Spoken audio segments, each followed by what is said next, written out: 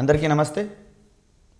TRT పరీక్షల్లో భాగంగా భౌతిక శాస్త్ర సంబంధించినటువంటి పాఠ్యాంశాల్లో మనం ఈరోజు శుద్ధగతిక శాస్త్రం మరియు గతి శాస్త్రానికి సంబంధించినటువంటి ప్రాథమిక భావనలు, అదేవిధంగా గత పరీక్షల్లో వచ్చినటువంటి ప్రశ్నల సరళి ఏ విధంగా ఉంది, దీనికి సంబంధించినటువంటి ప్రిపరేషన్ మనం ఏ రకమైనటువంటి మెలకువలతో నేర్చుకోవాలి అనేటటువంటి ఓరియంటేషన్లో ఈరోజు మనం శుద్ధగతిక శాస్త్రం మరియు గతి శాస్త్రానికి సంబంధించినటువంటి అంశాలను నేర్చుకుందాం. కైనమాటిక్స్ అండ్ డైనమిక్స్ అనేటటువంటి పేరుతో ఈ పాఠ్యాంశాలు మనకు సిలబస్లో భాగంగా పొందుపరచడం జరిగింది. దీంట్లో భాగంగా శుద్ధగతిక శాస్త్రము, గతి శాస్త్రము మరియు స్థితి శాస్త్రాలకు సంబంధించినటువంటి ప్రాథమిక భావనల గురించి మనం ఇక్కడ నేర్చుకుందాం.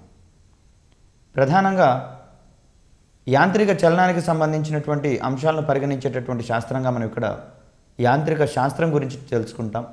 దీన్నే మెకానిక్స్గా అంటాం. భౌతిక శాస్త్రంలో అత్యంత ప్రధానమైనటువంటి ఒక విభాగంగా యాంత్రిక శాస్త్రం మనకి ఇక్కడ విరాజిల్లుతున్నటువంటి అంశాన్ని ఇక్కడ మనం గమనించవచ్చు. ఇంజనీరింగ్ విభాగంలో ప్రత్యేకంగా మెకానిక్స్ అంశంలో మనకు ఒక ప్రత్యేకమైనటువంటి ఇంజనీరింగ్ విభాగాన్ని మనకి ఇక్కడ ఎస్టాబ్లిష్ చేయడం జరిగింది. సో ఈ క్రమంలో భౌతిక శాస్త్రంలో మనకు యాంత్రిక శాస్త్రం యొక్క ప్రాధాన్యత ఎంతగానో ఉందని చెప్పుకోవచ్చు. ఈ యాంత్రిక శాస్త్రంలో భాగంగా గతి శాస్త్రము, స్థితి శాస్త్రము మరియు శుద్ధగతిక శాస్త్రాలకు సంబంధించినటువంటి పలు అంశాలను మనం ఇక్కడ నేర్చుకుంటాం. ఇవి గత పరీక్షల్లో అనేక సార్లు అడిగినటువంటి అంశాలుగా మనం ఇక్కడ గమనించవచ్చు. గతి శాస్త్రంలో బాహ్య బలాల ప్రభావం వల్ల కానివ్వండి, అంతర్గత బలాల ప్రభావం వల్ల కానివ్వండి, వస్తువుల యొక్క గమనం గురించి చర్చించేటటువంటి క్రమాన్ని ఇక్కడ మనం గతి శాస్త్రంగా చెప్పుకుంటాం. దీన్ని మనం డైనమిక్స్గా పేర్కొంటాం. వస్తువులపై బలాల ప్రభావం వలన దాని యొక్క స్థానంలో వచ్చేటటువంటి మార్పుల గురించి, మరో రకంగా గమనం గురించి చర్చించేటటువంటి అంశాలుగా గతి శాస్త్రం గురించి చెప్పుకుంటాం. స్థితి శాస్త్రంలో బలాల ప్రభావం వల్ల వస్తువులు ఏ విధంగా సమతా స్థితిలో ఉంటాయో తెలుసుకునేటటువంటి క్రమాన్ని స్థితి శాస్త్రంలో భాగంగా చెప్తాం. దీన్ని స్టాటిస్టిక్స్ అనేటటువంటి క్రమంలో చెప్పుకుంటాం. శుద్ధగతిక శాస్త్రంలో వస్తువుల గమనాన్ని కారణంతో నిమిత్తం లేకుండా చర్చించేటటువంటి క్రమాన్ని చూస్తాం. దీన్ని మనం కైనమాటిక్స్గా చెప్పుకుంటాం. సో డైనమిక్స్, స్టాటిస్టిక్స్ అండ్ కైనమాటిక్స్కి సంబంధించినటువంటి పలు అంశాలు అనేకమైనటువంటి పరీక్షల్లో, ఉపాధ్యాయ నియామక పరీక్షలే కాకుండా మిగతా అన్ని రకాల పోటీ పరీక్షల్లో ఇది మనకి ఇక్కడ అత్యంత ప్రభావవంతమైనటువంటి చాప్టర్గా ఇక్కడ మనం పరిగణించవచ్చు. సో బలాల ప్రభావం వల్ల వస్తువుల గమనం గురించి చర్చించేటటువంటి శాస్త్రాన్ని ఏమంటారు అనే ఓరియంటేషన్లో క్వశ్చన్ ఎక్స్పెక్ట్ చేయవచ్చు. లేదా గతి శాస్త్రము, స్థితి శాస్త్రము మరియు శుద్ధగతిక శాస్త్రాలను ఆప్షన్ ఒక జాబితాలో, ఇక్కడ వాటి యొక్క ప్రాధాన్యాలను మరొక జాబితాలో అందించి జతపరిచేటటువంటి క్రమంలో కూడా మనం ఇక్కడ క్వశ్చన్స్ని ఎక్స్పెక్ట్ చేయవచ్చు. ప్రధానంగా గతి శాస్త్రం అనేది వస్తువుల యొక్క గమనం గురించి తెలియజేస్తుంది బలాల ప్రభావం వలన. స్థితి శాస్త్రం అనేది వస్తువుల యొక్క సమతా స్థితి గురించి తెలియజేస్తుంది బలాల ప్రభావం వలన. శుద్ధగతిక శాస్త్రం అనేది ఏ కారణం లేకుండానే వస్తువుల యొక్క గమనం గురించి చెప్తుంది. అంటే బలాల ప్రమేయం లేకుండానే ఇక్కడ వస్తువుల యొక్క గమనాన్ని గురించి తెలిసేటటువంటి శాస్త్రాన్ని మనం ఇక్కడ శుద్ధ గతిక శాస్త్రంగా మనం పేర్కొంటాం. ప్రధానంగా భౌతికపరమైనటువంటి రాశుల గురించి మనం మాట్లాడుకుంటే రెండు రకాలైనటువంటి భౌతిక రాశుల గురించి మనం మాట్లాడుకుంటాం. దీంట్లో అదిశ రాశులు మరియు సదిశ రాశులు అనేవి భౌతిక శాస్త్ర అంశాల్లో భాగంగా అత్యధికంగా వినిపించేటటువంటి అంశాలుగా మనం ఇక్కడ చూడవచ్చు. అదిశ రాశులకు సంబంధించినటువంటి అంశాలు కనుక మనం పరిశీలించినట్లయితే, పొడవును ఏ దిశలో కొలిచినా కూడా అది పరిమాణాన్ని మాత్రమే కలిగి ఉంటుంది. కానీ ఉత్తర దిశలో 5 కిలోమీటర్లు ఉన్నటువంటి పొడవు దక్షిణ దిశకు వచ్చేసరికి పొడవు తగ్గేటటువంటి క్రమాన్ని, పెరిగేటటువంటి క్రమాన్ని మనం చూడలేము. అనగా పొడవు అనేటటువంటి భౌతిక రాశి ఏ దిశలో చూసినా కూడా దీనికి పరిమాణం మాత్రమే ఉంటుంది, దిశతో నిమిత్తం ఉండట్లేదు అనేటటువంటి అంశాన్ని ఇక్కడ మనం గమనించవచ్చు. ఏదైనా వస్తువు యొక్క ద్రవ్యరాశి నిర్ణీత దిశలో దాని యొక్క ద్రవ్యరాశి మారదు. ఏ దిశలో చూసినా కానీ అదే ద్రవ్యరాశిని కలిగి ఉంటుంది. అంటే ఉత్తర దిశలో 10 కిలోలు, దక్షిణ దిశలో దాని యొక్క బరువు 9 కిలోలుగానే పరిగణించబడుతుంది అనే అంశాన్ని మనం ఇక్కడ బేరేజ్ వేసుకోలేము. కాబట్టి ద్రవ్యరాశి అనేటటువంటి భౌతిక రాశి కూడా దిశతో నిమిత్తం లేకుండా కేవలం పరిమాణాన్ని మాత్రమే కలిగి ఉంటుంది. కాబట్టి పొడవు, ద్రవ్యరాశి, కాలము, ఘన పరిమాణము, అదేవిధంగా వైశాల్యం వంటి ఈ భౌతిక రాశులను మనం ఇక్కడ పరిమాణం మాత్రమే కలిగి ఉంటాయి, వాటికి దిశతో నిమిత్తం లేదు. ఏ దిశలోనైనా వాటి యొక్క పరిమాణం సమానంగా ఉంటుందనే ఓరియంటేషన్లో కనుక మనం గమనించినట్లయితే ఈ రకమైనటువంటి భౌతిక రాశులు మనం అదిశ రాశులుగా పరిగణిస్తాం. మరికొన్ని రకాలైనటువంటి రాశులు కనుక మనం పరిశీలించినట్లయితే ఏదైనా ఒక వాహనము తన యొక్క గమ్యస్థానం నుంచి బయలుదేరి తిరిగి తన యొక్క గమ్యస్థానంకు వచ్చి ఆగినట్లయితే ఇక్కడ దాని యొక్క స్థితిలోని మార్పుకు సంబంధించినటువంటి అంశాలు పరిశీలించినట్లయితే దాని స్థితిలో మార్పు లేదు అనేటటువంటి అంశాన్ని ఇక్కడ మనం గమనించవచ్చు. అంటే ఇది నిర్ణీత దిశలో ప్రయాణం చేసి వ్యతిరేక దిశలో ప్రయాణం చేసినటువంటి క్రమంలో యథాస్థానానికి వచ్చింది కాబట్టి ఇక్కడ దిశతో మనం కొంత నిమిత్తమైనటువంటి అంశంగా ఇక్కడ మనం చూస్తాం. సో వాస్తవానికి అది ముందు దిశకు వెళ్ళి మళ్ళీ వెనక దిశకు వచ్చినటువంటి క్రమంలో దాని యొక్క స్థితిలో మార్పు లేదు. కానీ మరొక రకంగా అదిశ రాశి పరంగా చూసినట్లయితే దానిలో కొంత దూరం అది ప్రయాణించింది కాబట్టి ఇక్కడ దిశను కనుక మనం బేరీజు వేసుకున్నట్లయితే దాని యొక్క పరిమాణాన్ని మరియు దిశను కనుక మనం చూసుకున్నట్లయితే ఇక్కడ దాన్ని మనం సదిశ రాశిగా పేర్కొంటాం. దీనికి ఉదాహరణగా మనం వేగము, స్థానభ్రంశం మరియు బలము అనేటటువంటి అంశాలు ఇక్కడ మనం గమనించవచ్చు. ఉదాహరణకు టేబుల్ మీద ఉంచినటువంటి పుస్తకం అనేది భూమి యొక్క గురుత్వాకర్షణ ఆధారంగా కింది వైపుకి అది భూమి యొక్క ఆకర్షణ బలం వలన ఆకర్షించబడుతుంది. కానీ టేబుల్ అనేటటువంటి ఈ వస్తువు పుస్తకం మీద అభిలంబ బలాన్ని పై దిశలో పనిచేపించేయడం వలన ఈ గురుత్వాకర్షణ బలం మరియు అభిలంబ బలాలు సమానమైనటువంటి పరిస్థితులలో ఈ పుస్తకం అనేది టేబుల్ మీద స్థిరంగా ఉండేటటువంటి క్రమాన్ని ఇక్కడ మనం గమనించవచ్చు. అంటే పుస్తకాన్ని కనుక మనం గమనించినట్లయితే టేబుల్ మీద ఉంచినటువంటి పుస్తకాన్ని గమనించినట్లయితే భూమి యొక్క గురుత్వాకర్షణ బలం అనేది పుస్తకం యొక్క ఉపరితలం నుంచి కింది దిశలో పనిచేస్తుంది. అదేవిధంగా పై దిశలో టేబుల్ అందించేటటువంటి అభిలంబ బలం పనిచేస్తుంది. కాబట్టి ఇక్కడ రెండు సందర్భాల్లో బలానికి సంబంధించినటువంటి దిశను మనం బేరీజ్ వేసుకుంటున్నాం. అదేవిధంగా బలాన్ని కొలిచేటటువంటి ప్రమాణాలు కూడా ఉన్నాయి కాబట్టి అక్కడ ఒక పరిమాణం ఉంటుంది, అదేవిధంగా దిశ కూడా ఉంటుంది. కాబట్టి ఈ విధంగా దిశ మరియు పరిమాణము రెండు కూడా అవసరమయ్యేటటువంటి రాశులు మనం ఇక్కడ సదిశ రాశులుగా చెప్పుకుంటాం. వెక్టార్ క్వాంటిటీస్ అనే సదిశ రాశులను చెప్పుకుంటాం. స్కేలార్ క్వాంటిటీస్ అనే అదిశ రాశుల గురించి చెప్పుకుంటాం. క్రింది వానిలో అదిశ రాశిగా పరిగణించబడేది ఏది లేదా అదిశ రాశి కానిదేది అనే ఓరియంటేషన్లో క్వశ్చన్ ఎక్స్పెక్ట్ చేయవచ్చు. అదేవిధంగా క్రింది వానిలో సదిశ రాశిని గుర్తించండి అనే ఓరియంటేషన్లో గతంలో క్వశ్చన్ రావడం జరిగింది. సో ప్రస్తుతం కూడా ఇటువంటి క్వశ్చన్స్ వచ్చే అవకాశాలు మనకి ఇక్కడ ఉన్నాయి. వేగము, స్థానభ్రంశము, బలం వంటి అంశాలను మనం ఇక్కడ సదిశ రాశులుగా పేర్కొంటున్నాం. పొడవు, ద్రవ్యరాశి, కాలం మరియు ఘనపరిమాణం, వైశాల్యం మొదలైనటువంటి వాటిని ఇక్కడ మనం అదిశ రాశులుగా పేర్కొంటున్నాం. ఇక్కడ గమనానికి సంబంధించినటువంటి అంశాలు కనుక మనం పరిశీలించినట్లయితే ఏ వస్తువులు గమనంలో ఉన్నాయి, ఏ వస్తువులు గమనంలో లేవు అనేటటువంటి ఓరియంటేషన్లో మనకు చాలా రకాలైనటువంటి అంచనాలు ఉన్నాయి. ఈ అంచనాలు మొత్తం కూడా వాస్తవంగా అభ్యర్థిని గందరగోళంలో పడేసేటటువంటి పరిస్థితిని మనం ఇక్కడ గమనించవచ్చు. ఏదైనా ఒక వస్తువు ఒకే సమయంలో గమనంలో ఉన్నట్లుగాను, గమనంలో లేనట్లుగాను లేదా స్థిరంగా ఉన్నట్లుగాను భావించవచ్చు అనేటటువంటి ఓరియంటేషన్లో ఇన్ఫర్మేషన్ ఓరియంటేషన్ క్వశ్చన్ రావచ్చు, లేదా క్రింది వానిలో సత్యమైనది ఏది లేదా అసత్యమైనది ఏది అనే ఓరియంటేషన్లో కూడా మనం ప్రశ్నను ఎక్స్పెక్ట్ చేయవచ్చు. వస్తువు అనుక్షణం దాని యొక్క స్థానాన్ని మార్చుకుంటూ పోతూ ఉంటే అది గమనంలో ఉందని చెప్పేసి అంటాం. బస్టాండ్ నుంచి బయలుదేరినటువంటి బస్సు తన యొక్క స్థానాన్ని అది నిరంతరం తన యొక్క గమ్యస్థానం చేరేంత వరకు మార్చుకుంటూ పోతూ ఉంటుంది. కాబట్టి ఈ స్థితిలో ఆ బస్సు అనేది గమనంలో ఉందనేటటువంటి అంశాన్ని ఇక్కడ మనం గమనించవచ్చు. ఒకవేళ అది నిర్ణీత గమ్యాన్ని చేరి తిరిగి వెనక్కి వచ్చి యథాస్థానాన్ని కనుక చేరినట్లయితే అక్కడ ఒక రకంగా దాని యొక్క స్థితిలో మార్పు లేదనేటటువంటి అంశాన్ని ఇక్కడ మనం చూస్తాం. మరొక రకంగా అది గమనంలో ఉండి తద్వారా తన యొక్క స్థితిని మార్చుకుందనేటటువంటి అంశాన్ని ఇక్కడ మనం చూస్తాం. మరికొన్ని రకాలైనటువంటి ఉదాహరణలను సమయ సందర్భాలను బట్టి మనం పరిశీలించే ప్రయత్నం చేద్దాం. గమనానికి సంబంధించినటువంటి కొన్ని భావనల గురించి మాట్లాడదలుచుకుంటే దూరము అనేటటువంటి అంశాన్ని ఇక్కడ మనం చూస్తాం. సో డిస్టెన్స్ అనేటటువంటి పేరుతో దీన్ని పిలుస్తాం. ఇక్కడ మరి ఒక అంశంగా డిస్ప్లేస్మెంట్ అనేటటువంటి అంశము లేదా స్థానభ్రంశానికి సంబంధించినటువంటి అంశాన్ని ఇక్కడ మనం చూస్తాం. డిస్టెన్స్ లేదా దూరానికి సంబంధించినటువంటి అంశాన్ని కనుక మనం గమనించినట్లయితే గమనంలో ఉన్నటువంటి వస్తువు ఏ మార్గం గుండా ప్రయాణించిందో ఆ మార్గం యొక్క పొడవును అది ప్రయాణించిన లేదా గమించిన దూరంగా చెప్పుకుంటాం. దీన్ని మనం ఎస్ అనే అక్షరంతో సూచిస్తాం. డిస్టెన్స్గా చెప్పుకుంటున్నాం దీన్ని. ఇది వాస్తవానికి అదిశ రాశిగా చెప్పుకుంటాం. ఎందుకంటే ఏ దిశలో ప్రయాణించినా కూడా దాని యొక్క మార్గం యొక్క పొడవుని ఇక్కడ మనం పరిగణలోకి తీసుకుంటున్నాం కాబట్టి గమనంలో ఉన్నటువంటి వస్తువు ఏ మార్గం గుండా ప్రయాణించిందో ఆ మార్గం యొక్క పొడవును మనం అది గమించినటువంటి దూరంగా చెప్పుకుంటాం. దీనికి ప్రమాణాలుగా దూరానికి సంబంధించినటువంటి ప్రమాణాలు లేదా పొడవుకు సంబంధించినటువంటి ప్రమాణాలన్నింటినీ కూడా మనం ఇక్కడ ఈ రాశికి సంబంధించిన ప్రమాణాలుగా చెప్పుకుంటాం. మీటర్లు కావచ్చు, సెంటీమీటర్లు కావచ్చు, మిల్లీమీటర్లు, కిలోమీటర్లు, ఈ రకమైనటువంటి ప్రమాణాలు మొత్తాన్ని కూడా మనం ఇక్కడ దూరానికి సంబంధించిన ప్రమాణాలుగా చెప్పుకుంటున్నాం. ఈ క్రమంలోనే మరొక డెఫినేషన్ కనుక మనం గమనించినట్లయితే ఈ ఏకాంక కాల వ్యవధిలో వస్తువు గమించినటువంటి దూరాన్ని మనం ఆ వస్తువు యొక్క వడిగా చెప్పుకుంటాం.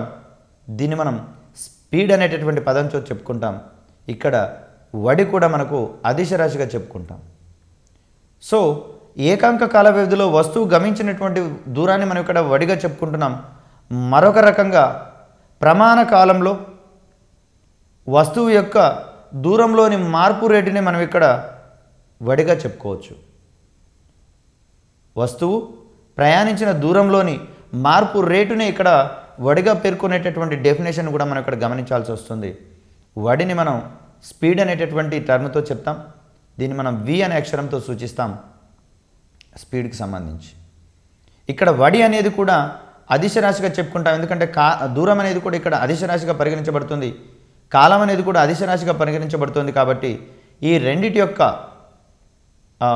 నిష్పత్తిని కూడా లేదా భాగాన్ని కూడా మనం ఇక్కడ అదిశ రాశిగానే పేర్కొంటాం. సో వడికి సంబంధించినటువంటి ప్రమాణాల మీద గతంలో మనకు ప్రశ్నలు రావడం జరిగింది. సీజీఎస్ పద్ధతికి సంబంధించినటువంటి ప్రమాణాలు కనుక మనం గమనించినట్లయితే దూరానికి సీజీఎస్ పద్ధతిలో సెంటీమీటర్లను మనం ఇక్కడ ప్రమాణాలుగా చెప్పుకుంటాం. సో సీజీఎస్ పద్ధతిలో వడికి సంబంధించిన ప్రమాణాలు సెంటీమీటర్స్ పర్ సెకండ్గా గమనిస్తాం. ఈ ఎంకేఎస్ పద్ధతిలో మీటర్స్ పర్ సెకండ్గా చెప్పుకుంటాం.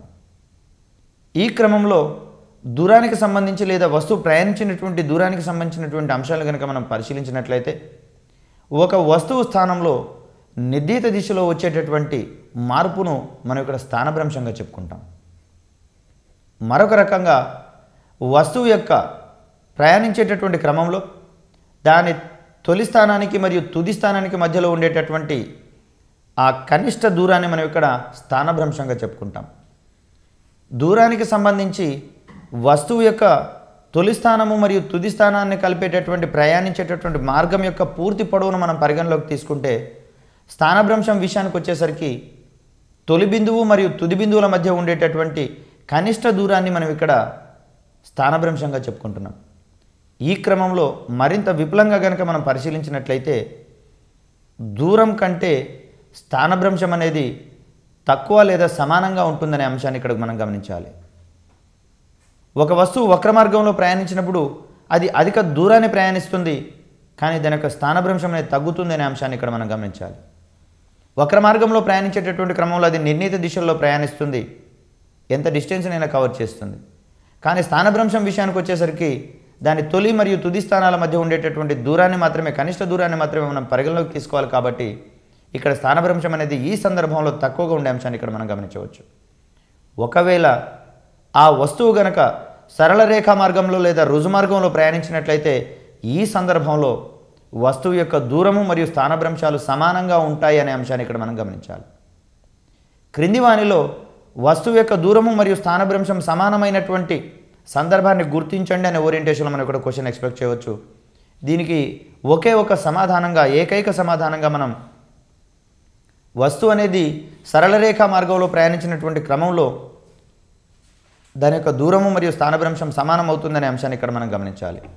ఒకవేళ ఆప్షన్స్ ఈ విధంగా ఇచ్చినట్లయితే ఒక వస్తువు అనేది పర్యావలయ మార్గంలో ప్రయాణించిన క్రమంలో దాని యొక్క దూరం మరియు స్థానభ్రంశం సమానము, ఒక వస్తువు వక్రరేఖ మార్గంలో ప్రయాణించిన క్రమంలో దాని యొక్క దూరం మరియు స్థానభ్రంశం సమానము, ఒక వస్తువు వృత్తాకార మార్గంలో ప్రయాణించినటువంటి క్రమంలో దాని యొక్క దూరము స్థానభ్రంశము సమానము, ఒక వస్తువు రుజు మార్గంలో ప్రయాణించినటువంటి క్రమంలో దాని యొక్క దూరము స్థానభ్రంశం సమానం అనే అంశాలు కనుక ప్రశ్నలో ఇచ్చినట్టయితే ఇక్కడ దానికి సమాధానంగా మనం ఆప్షన్ డీని ఎన్నుకుంటాం.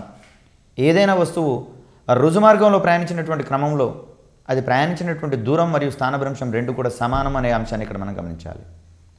ఇదే క్రమంలో వస్తువు రుజు మార్గంలో ప్రయాణించి ఒక నిర్ణీత స్థానాన్ని చేరుకున్న తర్వాత తిరిగి అదే మార్గంలో వెనుకకు వచ్చేటటువంటి క్రమంలో ముందుకు వెళ్ళేటటువంటి క్రమంలో దూరాన్ని పాజిటివ్గా తీసుకుంటాం. వెనక్కు వెళ్ళేటటువంటి క్రమంలో వస్తువు యొక్క ప్రయాణించినటువంటి దూరాన్ని రుణాత్మకంగా తీసుకుంటాం. సో ఈ క్రమంలో వస్తువు డి యూనిట్లు ముందుకు ప్రయాణించింది అనుకుంటే డి యూనిట్లు వెనుకకు ప్రయాణించింది. సో ముందుకు ప్రయాణించిన క్రమంలో ప్లస్ డి యూనిట్ల దూరాన్ని, వెనుకకు ప్రయాణించినటువంటి దూరంలో సందర్భంలో మైనస్ డి యూనిట్ల దూరాన్ని పేర్కొంటాం మనం ఇక్కడ. ఈ సందర్భంలో దాని యొక్క స్థానభ్రంశం ప్లస్ డి ప్లస్ మైనస్ డిగా పేర్కొంటాం. ఫలితంగా దాని యొక్క స్థానభ్రంశం అనేది శూన్యం అవుతుంది, కానీ దూరం అనేది శూన్యం కాదు. అనగా ప్రతి సందర్భంలో అయితే దూరం అనేది స్థానభ్రంశం కంటే ఎక్కువగా ఉంటుంది. కేవలం సరళ రేఖ మార్గంలో వస్తువు ప్రయాణించిన సందర్భంలో మాత్రమే దూరము మరియు స్థానభ్రంశాలు సమానం అవుతాయనేటటువంటి అంశాన్ని ఇక్కడ మనం గమనించుకోవచ్చు. మరొక అంశాన్ని పరిశీలించినట్లయితే ఏదైనా వస్తువు యొక్క దూరం కనుక శూన్యమైతే అది ఖచ్చితంగా నిశ్చల స్థితిలో లేదా విరామ స్థితిలో ఉందనేటటువంటి అంశాన్ని ఇక్కడ మనం గమనించాలి. అదేవిధంగా ఏదైనా వస్తువు యొక్క స్థానభ్రంశం శూన్యమైతే అది విరామ స్థితిలో ఉండాల్సిన అవసరం లేదు అనేటటువంటి అంశాన్ని ఇక్కడ మనం గమనించాలి. అది రుజుమార్గంలో ప్రయాణించి తిరిగి వెనుకకు మరలింది అనేటటువంటి అంశాన్ని ఇక్కడ మనం గమనిస్తాం. స్థానభ్రంశం శూన్యమైనటువంటి సందర్భంలో వస్తువు బయలుదేరినటువంటి స్థానం నుంచి మళ్ళీ బయలుదేరిన స్థానానికి చేరుకున్నటువంటి సందర్భాన్ని ఇక్కడ మనం గమనించవచ్చు. అయితే దూరం శూన్యమైనటువంటి పరిస్థితులలో అది ఎటువంటి ప్రయాణం చేయలేదు, కేవలం అది ఉన్నటువంటి స్థానంలోనే ఉంది అనేటటువంటి అంశాన్ని ఇక్కడ మనం గమనించవచ్చు కాలానుగుణంగా. కానీ స్థానభ్రంశం శూన్యమైనటువంటి పరిస్థితులలో కాలానుగుణంగా దాని యొక్క స్థితిలోని మార్పు శూన్యమైనటువంటి సందర్భాన్ని ఇక్కడ మనం గమనిస్తాం. నిర్ణీత కాలాల్లో నిర్ణీత దూరాలను ప్రయాణించి కొంతకాలం తర్వాత యథాస్థానానికి వచ్చేటటువంటి అంశాన్ని ఇక్కడ మనం గమనించవచ్చు. సో స్థానభ్రంశం శూన్యమైనంత మాత్రాన వస్తువులో చలనము లేదు అనేటటువంటి అంశాన్ని మనం చెప్పలేము. కానీ అది వస్తువు యొక్క స్థానభ్రంశం శూన్యమైతే అది కూడా విరామ స్థితికి చేరుకుంది అంటాము. వస్తువు యొక్క దూరము శూన్యమైతే అది విరామ స్థితిలో ఉంది అని చెప్తాం. ఇదొక్కటే ఇక్కడ స్పష్టమైనటువంటి వేరియేషన్. మరొకసారి చెప్తున్నాను, వస్తువు యొక్క దూరము గనక వస్తువు ప్రయాణించినటువంటి దూరము గనక శూన్యమైతే అది విరామ స్థితిలో ఉందని చెప్తాము. వస్తువు యొక్క స్థానభ్రంశం కనుక శూన్యమైతే అది విరామ స్థితికి చేరుకుంది అని చెప్తాం. అంటే కొంత దూరం ప్రయాణించిన తర్వాత అది విరామ స్థితికి చేరుకుంది అనేటటువంటి అంశాన్ని ఇక్కడ మనం గమనించాలి. ఇది ఒక్కటే ఇక్కడ మనకు స్వల్పమైనటువంటి వేరియేషన్గా మనం ఇక్కడ చెప్పుకుంటాం. స్థానభ్రంశానికి సంబంధించినటువంటి అంశాల గురించి మాట్లాడుకుంటున్నాం. రెండు బిందువుల మధ్య గల కనిష్ట దూరాన్ని ఆ దిశలో వస్తువు యొక్క స్థానభ్రంశంగా పేర్కొంటాం. లేదా వస్తువు ప్రయాణించినటువంటి క్రమంలో దాని యొక్క తొలి స్థానానికి మరియు తుది స్థానానికి ఆ దిశలో కలిపేటటువంటి సరళ రేఖ యొక్క పొడవునే మనం ఇక్కడ స్థానభ్రంశంగా పేర్కొంటాం. ఇదే క్రమంలో వడికి సంబంధించినటువంటి ఒక అంశాన్ని చూస్తే సమవడి లేదా యూనిఫామ్ స్పీడ్ అంటాము. ఏదైనా ఒక వస్తువు సమాన కాల వ్యవధులు ఎంత చిన్నవైనప్పటికీ సమానమైనటువంటి దూరాలు గమిస్తుంటే అది సమవడిలో ప్రయాణిస్తుందనే అంశాన్ని ఇక్కడ మనం గమనించవచ్చు. సమాన కాల వ్యవధుల్లో సమాన దూరాలు గమించేటటువంటి ఆ వస్తువును మనం సమవడిలో ప్రయాణిస్తుందనేటటువంటి అంశంతో చెప్పుకుంటాం. స్థానభ్రంశానికి రిలేటెడ్గా ఉండేటటువంటి మరొక టెర్మినాలజీని మరి ఒక కాన్సెప్ట్ని కనుక మనం గమనిస్తే వేగానికి సంబంధించినటువంటి అంశంగా చెప్పుకుంటాం. వస్తువు పొందినటువంటి దూరంలోని మార్పు రేటును మనం ఇక్కడ ఏ విధంగానైతే వడిగా పేర్కొన్నామో అదే క్రమంలో వస్తువు పొందినటువంటి స్థానభ్రంశము రేటు లేదా ఏకాంక కాలంలో స్థానభ్రంశం యొక్క విలువనే మనం ఇక్కడ వస్తువు యొక్క వేగంగా చెప్పుకుంటాం. ఇక్కడ వేగం అనేది సదిశ రాశిగా చెప్పుకుంటున్నాం. ఎందుకంటే స్థానభ్రంశం అనేది సదిశ రాశి కాబట్టి ఆటోమేటిక్గా వేగం కూడా ఇక్కడ మనం సదిశ రాశిగా పేర్కొనాల్సి వస్తుంది.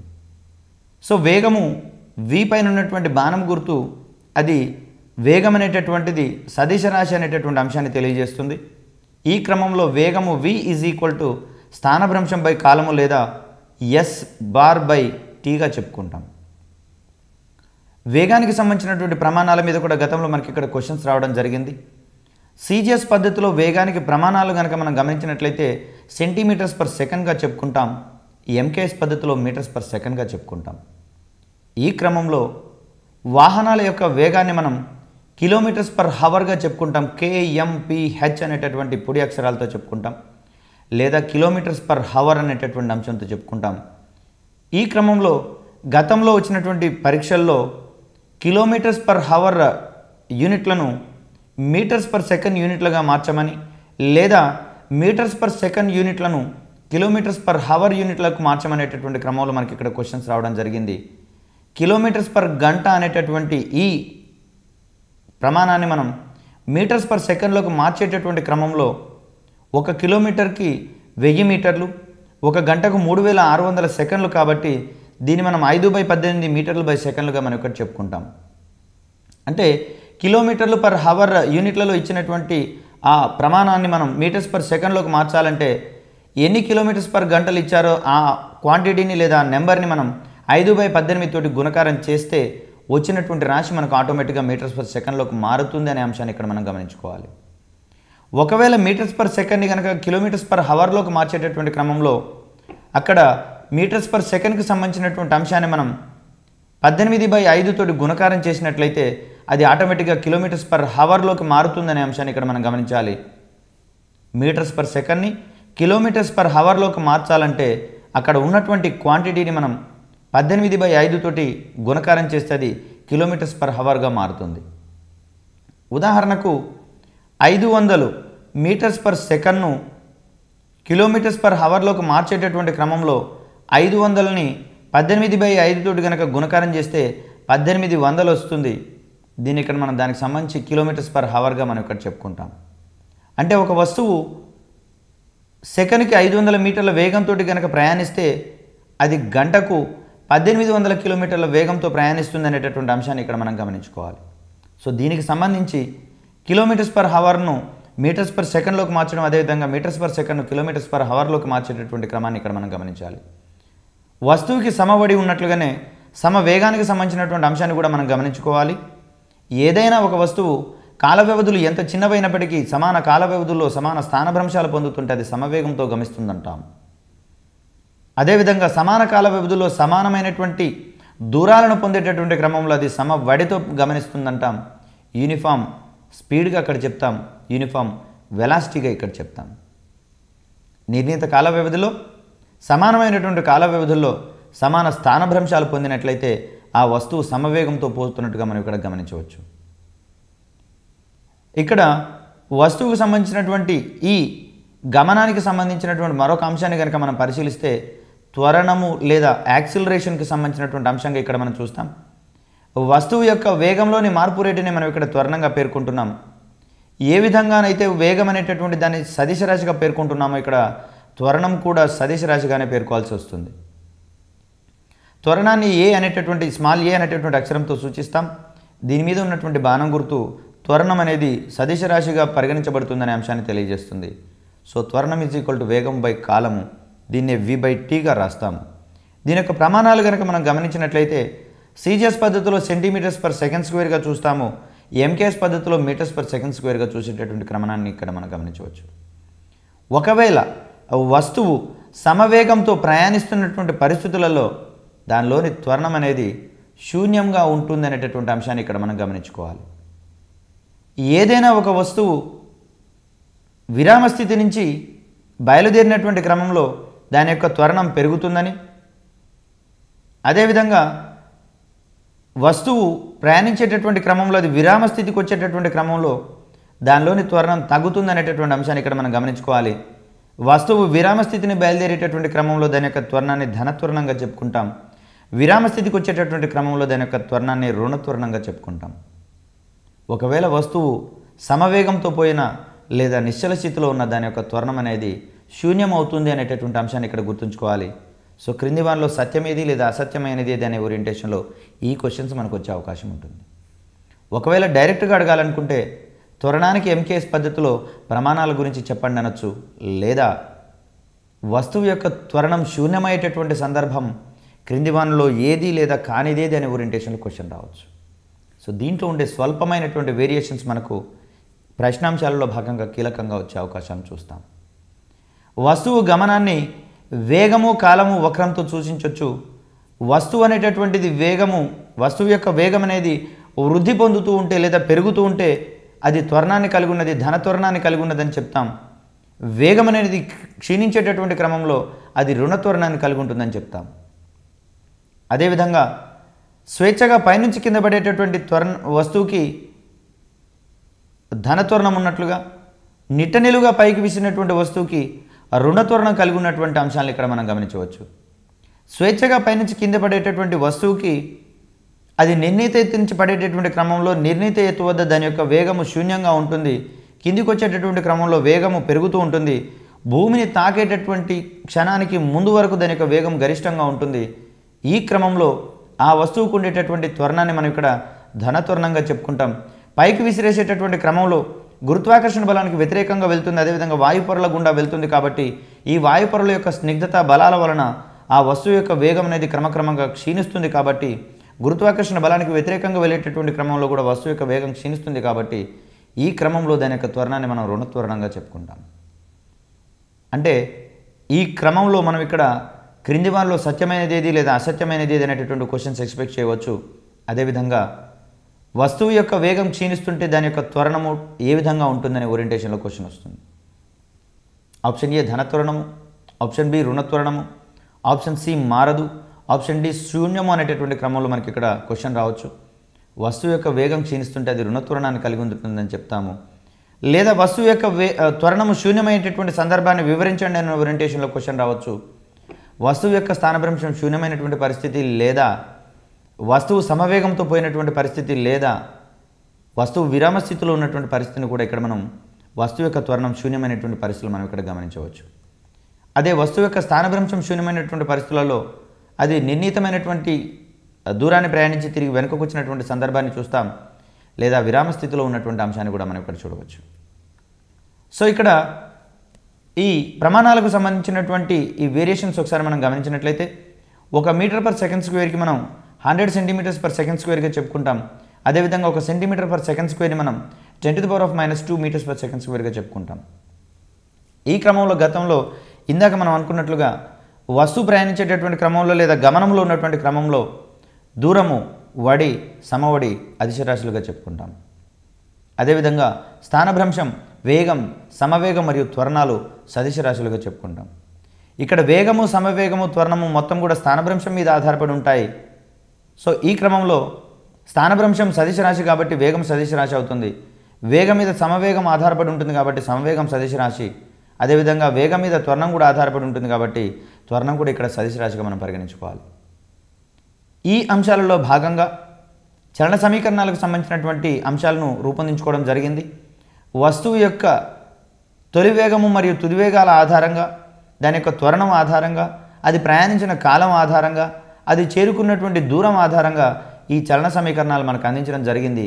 దీన్ని కనుక మనం ఒకసారి పరిశీలించినట్లయితే సమత్వరణ చలనంలో వేగము, త్వరణము, దూరము, కాలము మొదలగు రాశుల యొక్క సంబంధాలను మనం సమీకరణంలో సూచించేటటువంటి సంబంధాలనే చలన సమీకరణాలుగా చెప్పుకుంటాం.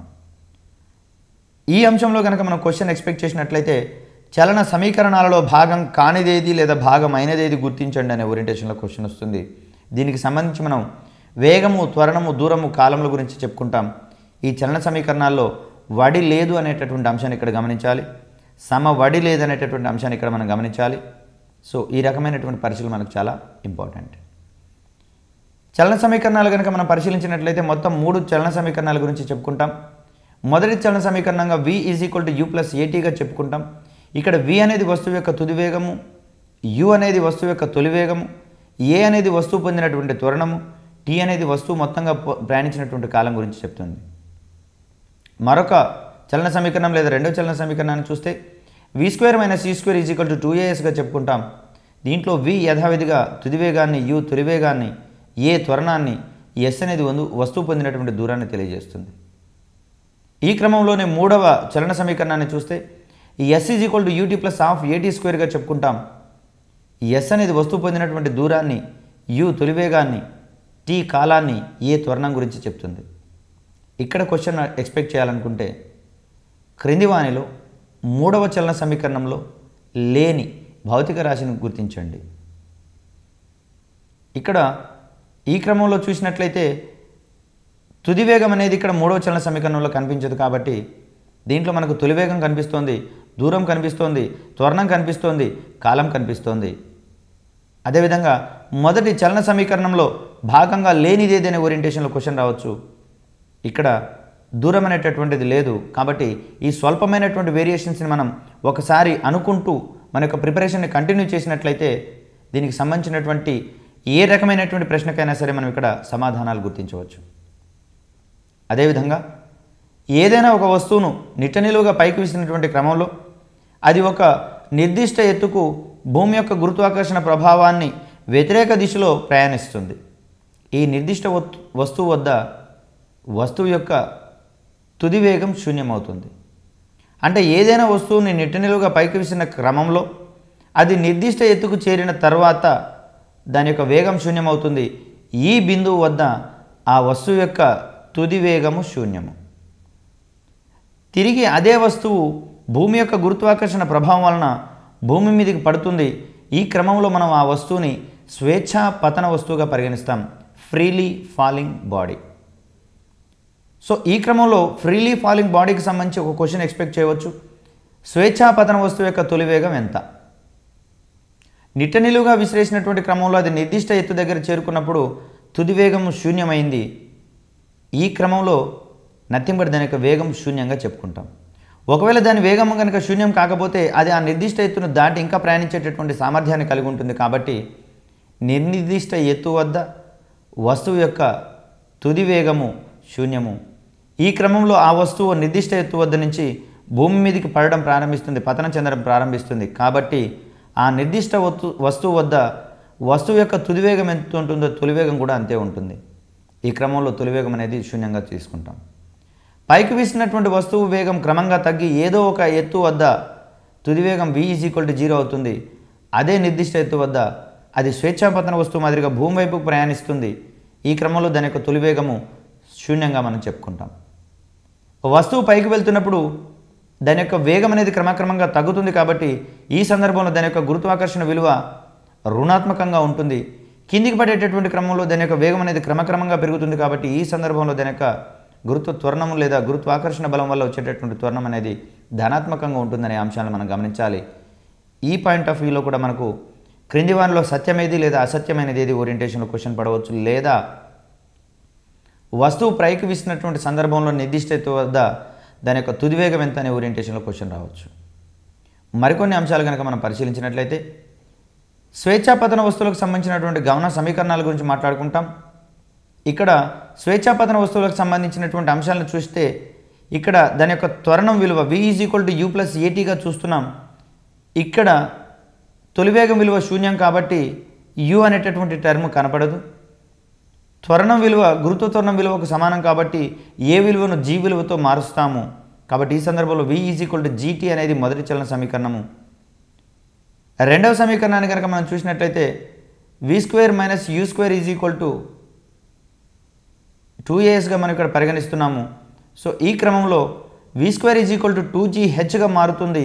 అంటే ఇక్కడ వస్తువు పొందినటువంటి దూరాన్ని మనం ఇక్కడ నిర్ణీత ఎత్తుగా మనం పరిగణిస్తున్నాం. కాబట్టి ఇక్కడ ఎత్తుని hతో చూపిస్తాం, త్వరణాన్ని gతో చూపిస్తున్నాం. కాబట్టి v² = 2gh ఒక చలన సమీకరణము, v = ½ gt² అనేది మరొక చలన సమీకరణంగా మనం చూస్తాం. అదేవిధంగా వస్తువును పైకి విసిరినటువంటి క్రమంలో దాని యొక్క చలన సమీకరణాలు కనుక మనం పరిశీలించినట్లయితే v = u - gtని మనం ఇక్కడ మొదటి నియమంగా చెప్తాం. నిర్దిష్ట ఎత్తుకు ప్రయాణం చేస్తుంది కాబట్టి ఇక్కడ పొందినటువంటి స్థానభ్రంశాన్ని ఈ hగా మరియు లేదా నిర్దిష్ట ఎత్తుగా పరిగణిస్తే h = ut - ½ gt²ని ఇక్కడ మనం మరొక చలన సమీకరణంగా పరిగణిస్తాం. అదేవిధంగా v² - u² = -2gh ని మనం ఇక్కడ మరొక చలన సమీకరణంగా చెప్తాం. ఇక్కడ మూడవ చలన సమీకరణాన్ని మేబీ మార్చి ఇచ్చేటటువంటి క్రమాన్ని మనం గమనించవచ్చు. దీన్నే మరొక రకంగా మనం u² - v² = 2gh కూడా రాసుకోవచ్చు. సో క్రింది వానిలో చలన సమీకరణం అయినదేది లేదా కానిదేది అనే ఓరియంటేషన్లో క్వశ్చన్ పడేటటువంటి అవకాశాన్ని మనం గమనించాలి. సో దీంట్లో మూడవ సమీకరణం యొక్క పరిస్థితిని మార్చి ప్రశ్న అడిగే అవకాశం ఉంది. దీన్నే v² - u² = -2gh మనకు సాధారణ రూపంగా చెప్పుకుంటాం. దీని యొక్క పొజిషన్ మార్చినట్లయితే u² - v² = 2gh చెప్పుకుంటాం. సో దీంట్లో అంశాలను తారుమారు చేసినటువంటి అంశాన్ని గమనించవచ్చు. కేవలం రుణ సంఖ్యను మార్చేటటువంటి క్రమంలో భాగంగా రుణాత్మక విలువలన్నీ ధనాత్మక విలువలైనట్లుగా మనం ఇక్కడ భావించవచ్చు. అదేవిధంగా నిర్ణీత ఎత్తుకు వీసినటువంటి వస్తువు చేరుకునేటటువంటి గరిష్ట ఎత్తుని మనం ఇక్కడ h = u²/2g అనేటటువంటి అంశం ఆధారంగా గణించవచ్చు. సో పైకి విసిరినటువంటి వస్తువు చేరుకునే గరిష్ట ఎత్తు h దాని యొక్క తొలివేగం యొక్క వర్గానికి అనులోమానుపాతంలో ఉంటుందనేటటువంటి అంశాన్ని ఇక్కడ మనం గమనించుకోవచ్చు. సో తొలివేగము ఎంత ఎక్కువగా ఉంటే అది చేరేటటువంటి ఎత్తు అంత ఎక్కువగా ఉంటుందనేటటువంటి అంశాన్ని ఇక్కడ మనం గమనిస్తాం. So h is proportional to u² అనేటటువంటి అంశాన్ని ఇక్కడ మనం గమనించవచ్చు. పైకి విసిరిన వస్తువు దాని యొక్క గరిష్ట ఎత్తుకు చేరుకోవడానికి పట్టేటటువంటి కాలాన్ని మనం ఇక్కడ ఆరోహణ కాలంగా చెప్పుకుంటాం. పైకి విసిరినటువంటి వస్తువు నిర్ణీత ఎత్తును చేరుకున్న తర్వాత క్రిందికి చేరుకోవడానికి పట్టేటటువంటి కాలాన్ని అవరోహణ కాలంగా చెప్పుకుంటాం. పైకి ప్రయాణించేటటువంటి వస్తువు నిర్దిష్ట ఎత్తుకు చేరుకునేటటువంటిదేమో ఆరోహణ కాలం, నిర్దిష్ట ఎత్తు నుంచి కిందికి చేరుకునేటటువంటి క్రమంలో ప్రయాణించేటటువంటి కాలాన్ని మనం ఇక్కడ అవరోహణ కాలంగా చెప్పుకుంటాం. ఆరోహణ కాలం t1 విలువ u/gకు సమానమవుతుందనే అంశాన్ని ఇక్కడ మనం చూస్తాం. ఆరోహణ కాలం అనేది తొలివేగానికి అనులోమానుపాతంలో ఉంటుందని చెప్పుకుంటున్నాం. అవరోహణ కాలం అనేది t2 = 2h/gగా √2h/gగా చెప్పుకుంటాం. దీన్ని మనం u/g అనేటటువంటి పదంతో మనం ఇక్కడ చెప్పుకుంటాం. సో గురుత్వాకర్షణ ప్రభావంతో ప్రయాణించేటటువంటి వస్తువుల ఆరోహణ కాలం మరియు అవరోహణ కాలానికి సమానమైనటువంటి అంశాన్ని ఇక్కడ మనం గమనించవచ్చు. t1 = t2 = u/gగా చెప్పుకుంటాం. ఏదైనా ఒక వస్తువుని నిట్టనిలుగా పైకి విసిరినటువంటి క్రమంలో అది నిర్దిష్ట ఎత్తుకు చేరుకునేటటువంటి కాలానికి ఆరోహణ కాలమని, నిర్దిష్ట ఎత్తు నుంచి భూమికి చేరేటటువంటి క్రమంలో పట్టేటటువంటి కాలాన్ని అవరోహణ కాలంగా చెప్పుకుంటే ఆరోహణ మరియు అవరోహణ కాలాల మొత్తాన్ని మనం ఇక్కడ గమన కాలంగా చెప్పుకుంటాం. అనగా గురుత్వాకర్షణ ప్రభావం వలన గమిస్తున్నటువంటి వస్తువు గాలిలో ఉండేటటువంటి కాలాన్ని మనం ఇక్కడ గమన కాలంగా చెప్పుకుంటాం. గమన కాలం అనగా వస్తువు యొక్క ఆరోహణ కాలం మరియు అవరోహణ కాలంగా చెప్పుకుంటాం. అవరోహణ కాలాల మొత్తంగా చెప్పుకుంటాం. సో గమన కాలం ఈ సందర్భంలో చూసినట్లయితే t = 2u/gగా చెప్పుకుంటాం. పైకి విసిరినటువంటి వస్తువు యొక్క తొలివేగాన్ని మనం u = √2gh చెప్పుకుంటాం. స్వేచ్ఛాపతన వస్తువు భూమిని తాకినప్పుడు వస్తువు యొక్క తుదివేగం v = √2gh చెప్పుకుంటాం. సో ఈ క్రమంలో వీటికి సంబంధించినటువంటి అంశాలు మనం ఇక్కడ గమనించాలి. ఒక స్థిర బిందువు వద్ద ఒక వస్తువు పైకి పోయినప్పుడు తిరిగి కిందికి పడేటప్పుడు దాని యొక్క వేగం విలువలు సమానమైనటువంటి అంశాలు ఇక్కడ మనం గమనించవచ్చు. ఒక స్థిర బిందువు వద్ద ఒక వస్తువు పైకి పోయినటువంటి క్రమంలో తిరిగి కింద పడేటటువంటి క్రమంలో వాటి యొక్క వేగాల విలువలు సమానంగా ఉంటాయనేటటువంటి అంశాలు ఇక్కడ మనం గమనించాలి. శుద్ధగతిక శాస్త్రానికి సంబంధించినటువంటి అంశాల్లో భాగంగా ఒక వస్తువు గమనంలో ఉన్నప్పుడు దాని యొక్క ప్రాథమిక అంశాలకు సంబంధించి అదిశ మరియు సదిశ రాశులకు సంబంధించినటువంటి అంశాల గురించి నేర్చుకున్నాం. ఈ క్రమంలో వస్తువు యొక్క దూరము మరియు స్థానభ్రంశాలు ఏ విధంగా ప్రభావితమవుతాయి, వాటి మధ్య ఉండేటటువంటి స్వల్ప వేరియేషన్స్ ఏ విధంగా ఉన్నాయి, వేగము వడికి సంబంధించి, సమవేగము సమవడికి సంబంధించి, అదేవిధంగా త్వరణానికి సంబంధించినటువంటి అంశాల గురించి నేర్చుకున్నాం. చలన సమీకరణాలలో అంతర్భాగంగా ఉండేటటువంటి భౌతిక రాశుల గురించి నేర్చుకున్నాం. అదేవిధంగా వస్తువుని నిట్టనిలుగా పైకి విసిరినటువంటి క్రమంలో దాని యొక్క భౌతిక రాశులు ఏ విధంగా మారుతున్నాయి అనేటటువంటి ఓరియంటేషన్లో కూడా మనం ఇక్కడ పలు అంశాలను ఇక్కడ మనం గమనించడం జరిగింది. ఇదే క్రమంలో ఈ శుద్ధగతిక శాస్త్రం అనేటటువంటి పాఠ్యాంశం నుండి కొంత మనకు సమస్యలు కూడా వస్తున్నటువంటి సమాధాన అంశాలను మనం ఇక్కడ గమనించవచ్చు. కొన్ని సమస్యలనిచ్చి వాటికి సంబంధించినటువంటి ఆన్సర్లను ఇక్కడ మనం పరిగణించాల్సి వస్తుంది. సో ఈ క్రమంలో గతంలో వచ్చినటువంటి ప్రశ్నలను మరియు కొన్ని మాదిరి ప్రశ్నాంశాలను కనుక సమస్యలను కనుక మనం పరిశీలించినట్లయితే ఇక్కడ ఒక గది నేలకొలతలు 4 మీటర్లు మరియు 3 మీటర్లుగా ఉన్నాయి. 4 మీటర్ల పొడవు 3 మీటర్ల వెడల్పుగా ఉన్నాయి. ఒక చీమ గది మూల నుంచి బయలుదేరి నేలపై ఎదురుగా ఉన్నటువంటి మూలకు కదిలినటువంటి క్రమంలో దాని స్థానభ్రంశం గురించి అడగడం జరిగింది. ఈ క్రమంలో ఆ గది ఆకారాన్ని కనుక మనం దీర్ఘచతురస్రాకారంగా పరిగణిస్తున్నాం.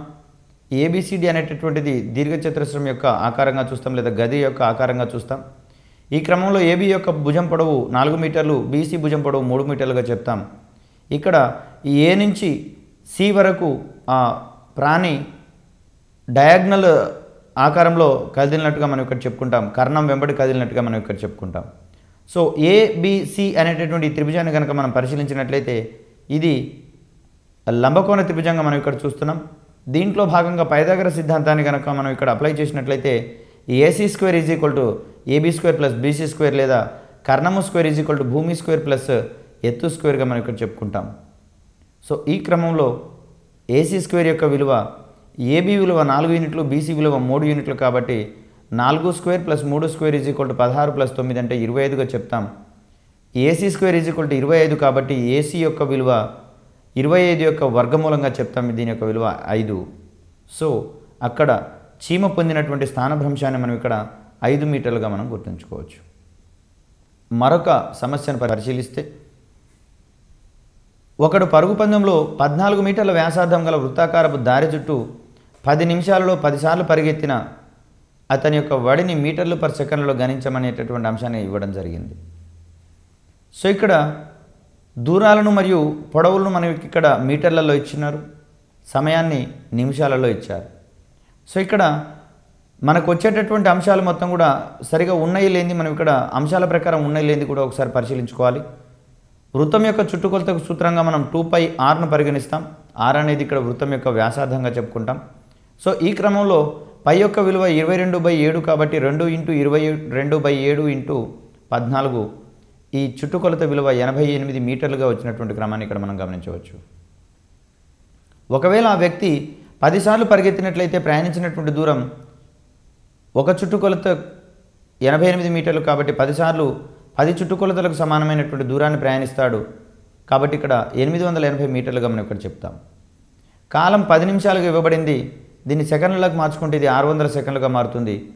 దెర్ఫోర్ ఇక్కడ ఆ వ్యక్తి చేసినటువంటి లేదా పొందినటువంటి వడిని మీటర్లు పర్ సెకండ్లలో కనుక మార్చినట్లయితే దూరము మీటర్లలో మరియు కాలము సెకండ్లలో రాశాము. 880/600 దీని యొక్క విలువ 1.46 మీటర్స్ పర్ సెకండ్గా మనం ఇక్కడ పరిగణిస్తాం. అంటే ఈ రకమైనటువంటి స్వల్పమైన వేరియేషన్ల ఆధారంగా మనం ఇక్కడ సమస్యలను గుర్తుంచుకోవాలి. తర్వాత ప్రమాణాలను ఏ ప్రమాణాలలో ఇచ్చారు, ఏ ప్రమాణాలలో అడుగుతున్నారనేది కూడా మనకు చాలా ఇంపార్టెంట్. మోరోవర్ మరొక సమస్యను చూసినట్లయితే, ఒక కార్ల పందెంలో 22 కిలోమీటర్ల దూరాన్ని వృత్తాకార మార్గంలో ప్రయాణించి ఎదురుగా ఉన్నటువంటి వ్యాసం కొరకు 3 నిమిషాల 20 సెకండ్లలో చేరింది.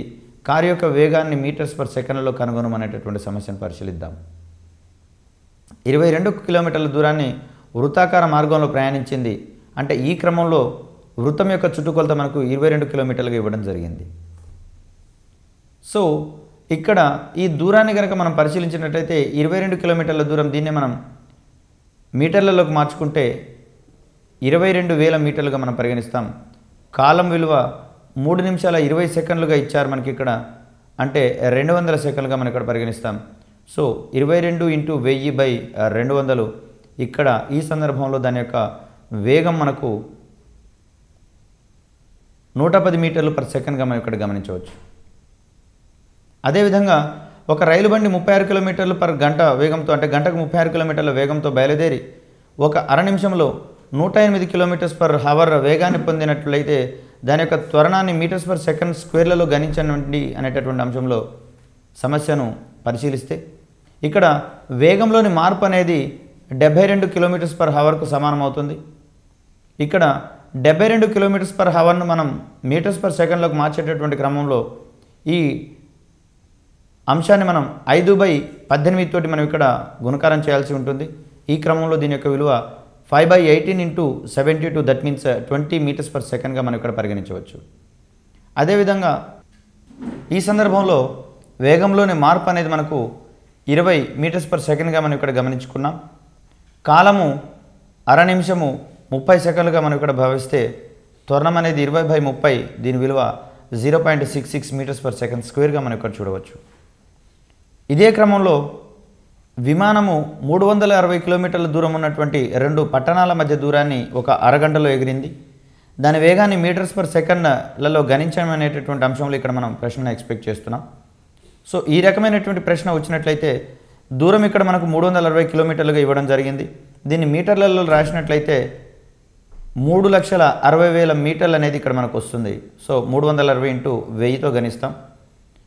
వేగం కాలం అనేది మనకు 30 నిమిషాలుగా ఇచ్చారు. దీన్ని మనం సెకండ్లలోకి మారిస్తే 1800 సెకండ్లుగా మనం ఇక్కడ గమనించవచ్చు. ఇక్కడ ఈ సందర్భంలో వేగం అనేది దూరంపై కాలంగా చెప్పుకుంటున్నాం. ఇది 3,60,000 1800గా మనం ఇక్కడ చెప్తాం. ఫలితంగా దీని యొక్క విలువ 200 మీటర్స్ పర్ సెకండ్గా మనం ఇక్కడ పరిగణించవచ్చు. అదేవిధంగా ఒక కారు నిశ్చల స్థితి నుంచి బయలుదేరి 0.3 మీటర్స్ పర్ సెకండ్ స్క్వేర్ సమత్వరణంతో 5 నిమిషాలు ప్రయాణించిన దాని తుది వేగాన్ని కనుక్కోండి అనే ఓరియంటేషన్లో ఇక్కడ క్వశ్చన్ని ఎక్స్పెక్ట్ చేశారు. ఈ మోడల్ క్వశ్చన్ కనుక వచ్చినట్లయితే ఇక్కడ నిశ్చల స్థితి నుంచి బయలుదేరింది కాబట్టి ఈ స్థితిలో ఆ కారు యొక్క తొలి వేగం 0, త్వరణం అనేది 0.3 మీటర్స్ పర్ సెకండ్ స్క్వేర్, సమయం అనేది 5 నిమిషాలు ప్రయాణించింది కాబట్టి 300 సెకండ్లుగా చెప్పుకుంటాం. ఈ క్రమంలో దాని యొక్క తుది వేగాన్ని గణించమనేటటువంటి అంశాన్ని ఇక్కడ మనం చూడాలి. అంటే చలన సమీకరణాల్లో తొలి వేగము, తుది వేగము, త్వరణము మరియు కాలాలకు సంబంధించినటువంటి చలన సమీకరణం ఏది ఉందో చూస్తాం. ఇది మనకు మొదటి చలన సమీకరణం అందిస్తుంది. ఈ క్రమంలో తుది వేగము v విలువ v = u + at మనం చూస్తున్నాం. దీంట్లో u విలువ 0, a విలువ 0.3, t విలువ 300. ఈ క్రమంలో దీన్ని మనం 9 మీటర్స్ పర్ సెకండ్గా మనం ఇక్కడ గుణిస్తున్నాం. సో ఈ రకమైనటువంటి ప్రశ్నలు మనకు అత్యధికంగా వచ్చేటటువంటి అవకాశాన్ని ఇక్కడ మనం గమనించవచ్చు. ఈ క్రమంలో v విలువ 90 మీటర్స్ పర్ సెకండ్గా మనం ఇక్కడ గమనించాలి. ఇక్కడ చిన్న పొరపాటు పడినటువంటి అంశాన్ని చూడవచ్చు.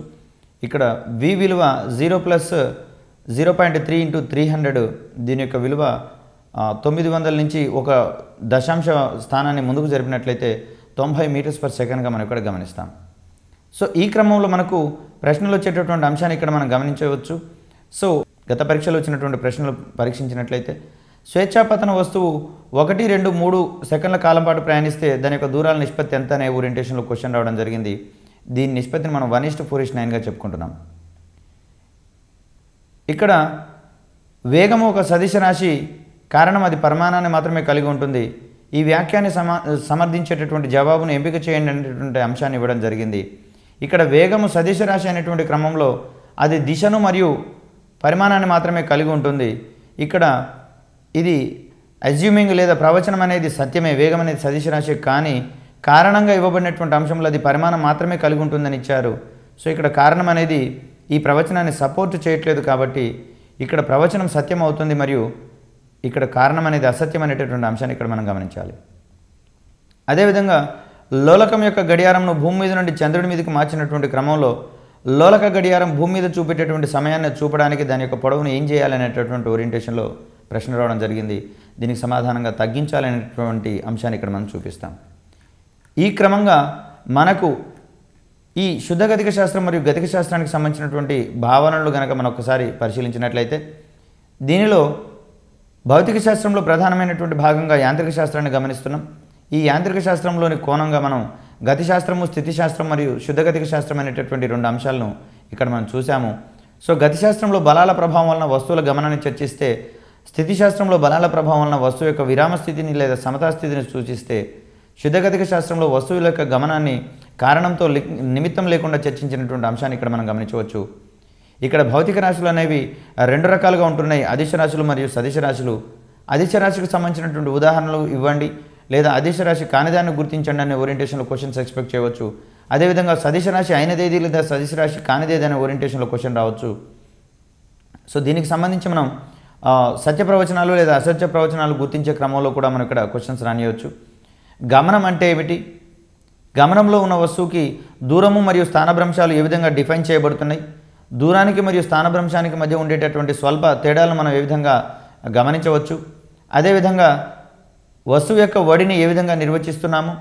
వస్తువు యొక్క వేడి అదిశ రాశి అనిపించుకునేటటువంటి క్రమంలో కారణాన్ని సంబంధించినటువంటి అంశాలు ఇక్కడ మనం చూసాం. అదేవిధంగా వడికి సంబంధించినటువంటి ప్రమాణాలను సిజిఎస్ పద్ధతిలో సెంటీమీటర్స్ పర్ సెకండ్గా, ఈ ఎంకేఎస్ పద్ధతిలో మీటర్స్ పర్ సెకండ్గా మార్చుకున్నాం. వస్తువు స్థానంలో వచ్చేటటువంటి నిర్ణీత దిశలో వచ్చే మార్పునే మనం ఇక్కడ స్థానభ్రంశంగా చెప్పుకున్నాం. సో స్థానభ్రంశం అంటే వస్తువు గమనించేటటువంటి క్రమంలో తొలి స్థానం మరియు తుది స్థానాన్ని కలిపేటటువంటి సరళ రేఖ యొక్క పొడవునే మనం ఇక్కడ స్థానభ్రంశంగా చెప్పుకున్నాం. ఇదే క్రమంలో వస్తువు యొక్క ప్రయాణించేటటువంటి క్రమంలో సమాన కాల వ్యవధిలో సమాన దూరాలు కనుక గమనించినట్లయితే ఆ వస్తువు సమవడిలో ప్రయాణిస్తుందనేటటువంటి అంశాన్ని పేర్కొనడం జరిగింది. వేగానికి సంబంధించినటువంటి భావనలు, ప్రమాణాలు మరియు వేగాన్ని కిలోమీటర్స్ పర్ హవర్ నుంచి మీటర్స్ పర్ సెకండ్లోకి మార్చేటటువంటి క్రమాన్ని, మీటర్స్ పర్ సెకండ్ నుంచి కిలోమీటర్స్ పర్ హవర్లోకి మార్చేటటువంటి క్రమాన్ని ఇక్కడ మనం గమనించడం జరిగింది. తర్వాత సంవేగానికి సంబంధించినటువంటి అంశాలు పరిశీలించినట్లయితే వస్తువు సమాన కాల వ్యవధుల్లో సమవేగాలు పొందేటటువంటి క్రమాన్ని మనం ఇక్కడ సమాన స్థానభ్రంశాలు పొందేటటువంటి క్రమాన్ని మనం ఇక్కడ సమవేగంగా చెప్పుకున్నాం. అదేవిధంగా వస్తువు యొక్క త్వరణాన్ని వస్తువు యొక్క వేగంలోని మార్పు రేటుగా పరిగణించాం. ఇది కూడా సదిశ రాశి అనేటటువంటి అంశాన్ని గుర్తించడం జరిగింది. త్వరణానికి సంబంధించినటువంటి అంశాలు పరిశీలించినట్లయితే సీజీఎస్ పద్ధతిలో దీని యొక్క ప్రమాణాలు సెంటీమీటర్స్ పర్ సెకండ్ స్క్వేర్గా, ఎంకేఎస్ పద్ధతిలో మీటర్స్ పర్ సెకండ్ స్క్వేర్గా చెప్పుకున్నాం. ఇక్కడ వస్తువు యొక్క త్వరణము ధనాత్మకంగా ఎప్పుడు ఉంటుంది, రుణాత్మకంగా ఎప్పుడు ఉంటుంది, మరియు శూన్యంగా ఎప్పుడు ఉంటుంది అనేటటువంటి పరిస్థితులలో మనం ప్రశ్నలకు సంబంధించినటువంటి అంశాలను కూలంకషంగా చర్చించుకున్నాం. అదేవిధంగా చలన సమీకరణాలకు సంబంధించి 3 చలన సమీకరణాలు వివరించుకున్నాం. ఇక్కడ స్వేచ్ఛాపతన వస్తువుకు సంబంధించినటువంటి అంశాలను ఒక నిర్ణీత ఎత్తు వద్దకు చేరుకునేసరికి వస్తువు యొక్క వేగం ఏ విధంగా ఉంటుంది, అది స్వేచ్ఛాపతన వస్తువుగా మారేటటువంటి క్రమంలో వస్తువు యొక్క తొలి వేగం ఏ విధంగా ఉంటుంది, ఇక్కడ వస్తువు పైకి వెళ్ళే క్రమంలో దాని యొక్క గురుత్వ త్వరణం విలువ రుణాత్మకమని, కిందికి పడేటటువంటి క్రమంలో దాని యొక్క త్వరణం విలువ గురుత్వ త్వరణం విలువ ధనాత్మకంగా చెప్పుకున్నాం. ఈ క్రమంలో స్వేచ్ఛాపతన వస్తువు యొక్క గమన సమీకరణాలు మరియు పైకి వీసినటువంటి నిలువుగా పైకి వీసినటువంటి వస్తువు యొక్క గమన సమీకరణాల గురించి చెప్పుకున్నాం. వస్తువు పైకి చేరినటువంటి సందర్భంలో గరిష్ట ఎత్తును గణించేటటువంటి సమీకరణాన్ని, వాటి యొక్క ఆరోహణ అవరోహణ కాలాలని మనం ఇక్కడ నేర్చుకున్నాం. అదేవిధంగా గమన కాలానికి సంబంధించినటువంటి అంశాలు కూడా మనం ఇక్కడ నేర్చుకున్నాం. సో ఈ రకమైనటువంటి పరిశీలన ఆధారంగా ఇక్కడ మనకు శుద్ధ గతిక శాస్త్రం మరియు గతి శాస్త్రాలకు సంబంధించినటువంటి ప్రాథమిక అంశాలు మనం చూడవచ్చు. తదుపరి వచ్చేటటువంటి క్లాసుల్లో భాగంగా మనం శుద్ధ గతిక శాస్త్రానికి సంబంధించినటువంటి మరికొన్ని పాఠ్యాంశాలను మనం నేర్చుకునే ప్రయత్నం చేద్దాం. అదేవిధంగా శుద్ధ గతిక శాస్త్రంలోని పాఠ్యాంశాలను చదివేటటువంటి క్రమంలో ఏ రకమైనటువంటి సూక్ష్మమైన మెలకువలు పాటించాలి, సమస్యలు వచ్చేటటువంటి క్రమంలో వాటిని పరిష్కరించే దిశలో మనం ఏ అంశాలను పరిగణలోకి తీసుకోవాలనేటటువంటి ఓరియంటేషన్లు కూడా మనం ఇక్కడ ప్రశ్నలను మరియు సమస్యలను కూడా మనం ఇక్కడ పేర్కొనడం జరిగింది. దీనికి సంబంధించినటువంటి మిగతా అన్ని అంశాలను మనం కూలంకషంగా వచ్చేటటువంటి తరగతుల్లో నేర్చుకుందాం. అందరికీ సెలవు. అప్పటిదాకా అందరికీ నమస్కారం.